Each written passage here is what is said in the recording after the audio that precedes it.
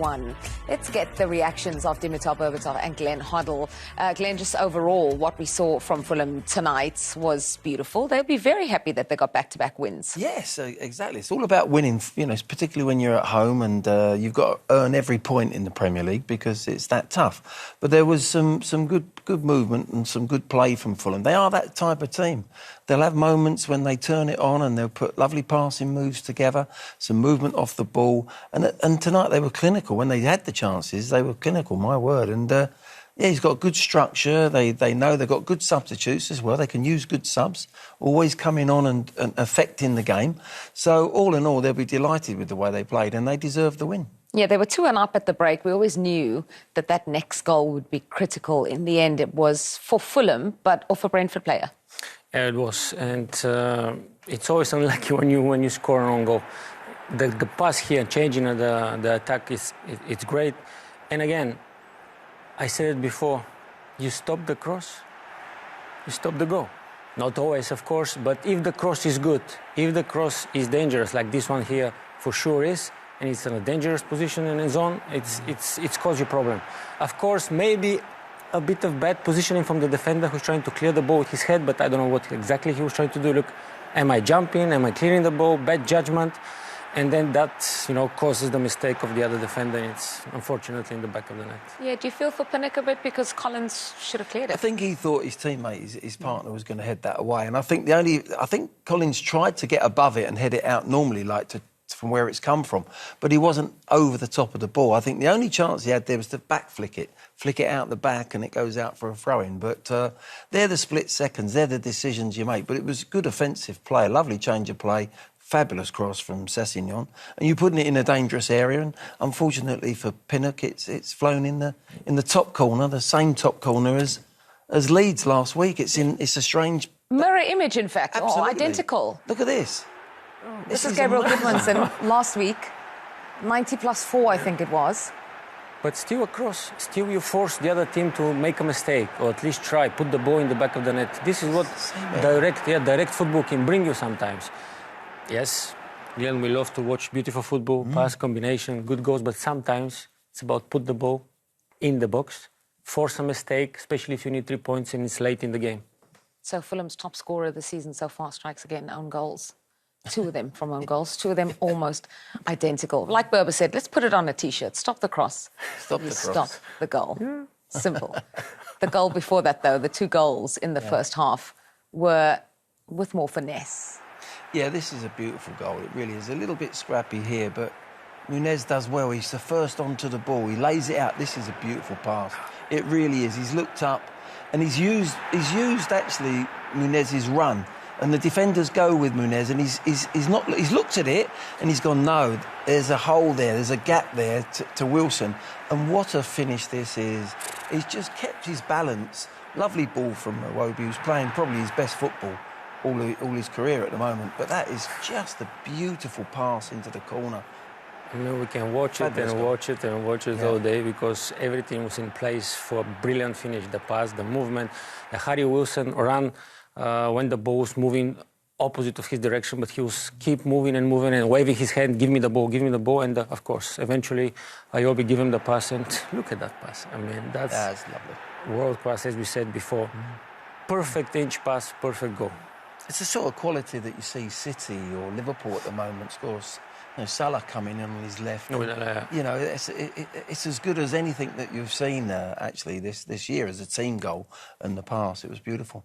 Yeah, that was Harry Wilson's 7th goal against Brentford, set up by Alex Iwobi, who himself had scored just 98 seconds before that one went in. Let's look at Iwobi's goal, the equaliser, Dimi.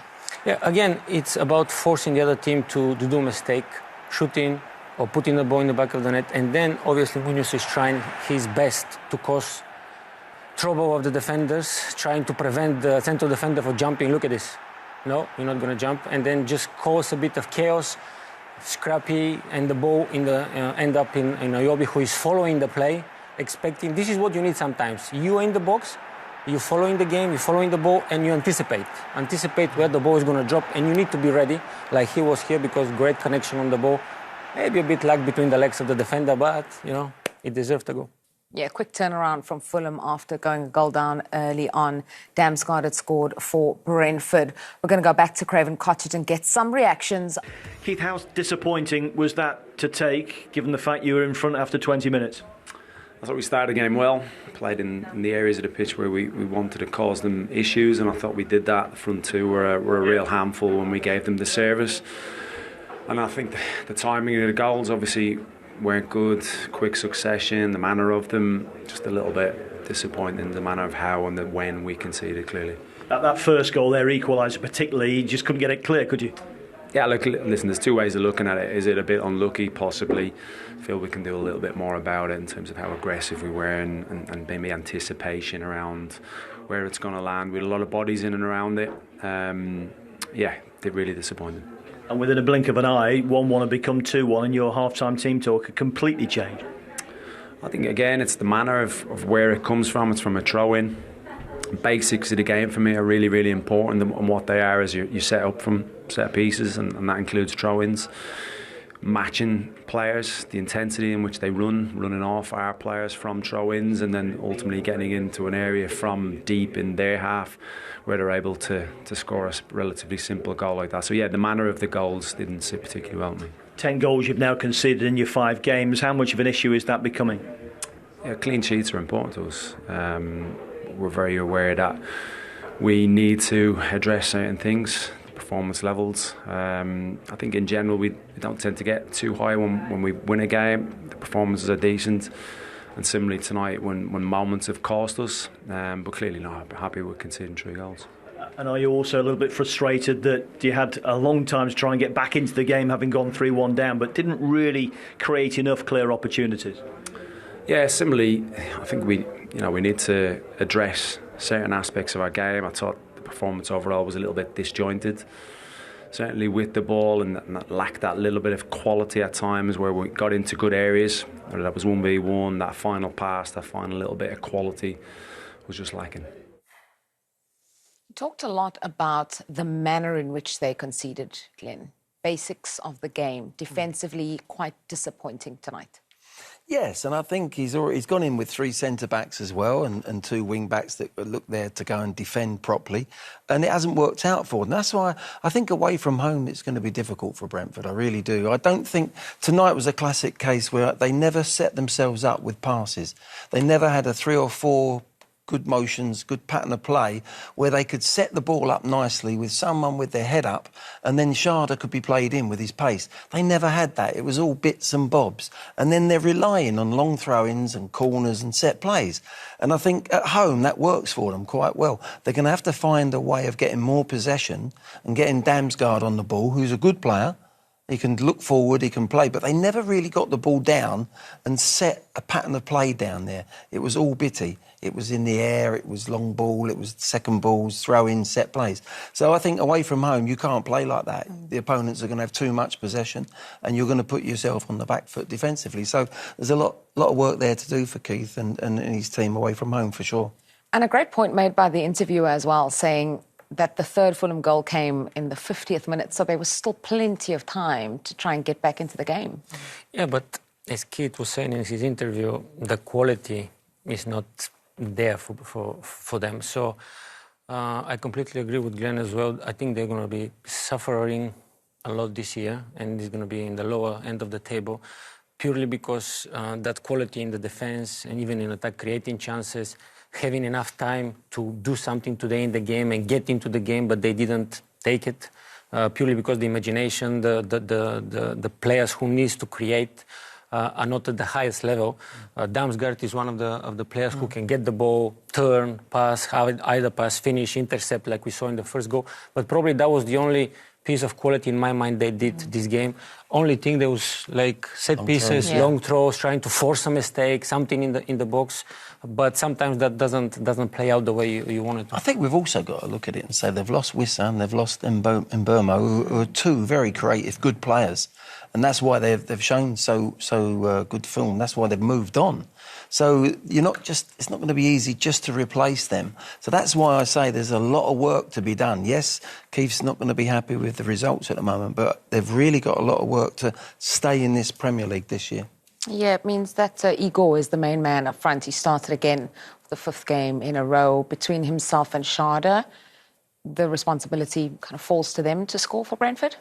So when you play up front, you need to score, but also you rely on your teammates to give you the ball, to cross, to give that pass in the box. Of course, when you have the opportunity, you need to score, because when the team like this play, they will have sometimes not so many opportunities to score. So if you have the chance to score, take it.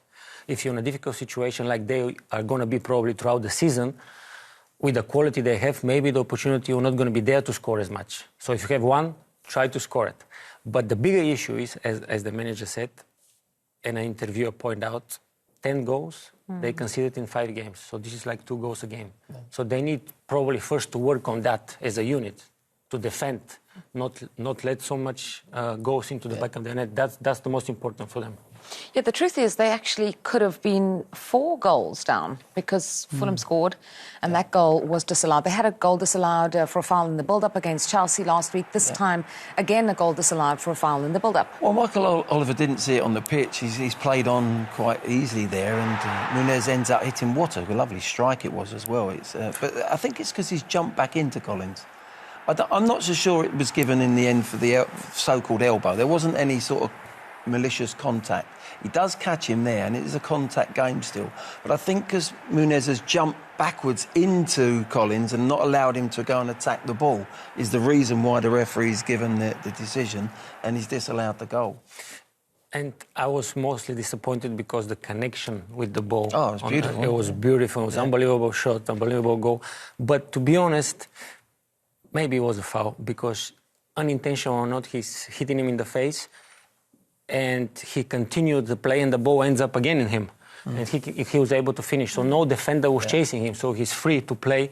And eventually, I think it was the right decision in my mind. Yeah, so Brentford had that goal disallowed in the build-up for a foul in the build-up against Chelsea last week, and this week it worked in their favour because it obviously denied Fulham that goal number 4. That wraps up Saturday's action. We have just a little bit of time left for a quick thought on the blockbuster game tomorrow at the Emirates, Arsenal versus Manchester City. What do you think about it? Well, on paper, it's a great game. It's a great show. Players, managers, battle everywhere. And again, hopefully, from my perspective, I would like to see goals. I would like to see goals. Entertaining football, of course, it's not going to happen every time because that tactical battle between Arteta and his, let's say, if you can say like the teacher, Guardiola is there for everybody to see. So it's always that you want to beat your master, you want to beat the guy who teaches you everything. But again, I think it's going to be even. It's 50-50 in my mind. And again, it's going to be brilliance from the players who needs to show on the pitch what they're capable of. Yeah, do you have a quick prediction for us? We're out of time. Top quality game. I think if City are going to do any good tomorrow, I think they've got to play as well as they did last week against Man United. And you can watch it all unfold on Premier League Live. But that's it from Dimitar Berbatov, from Glenn Hoddle and myself, Julia Stuart.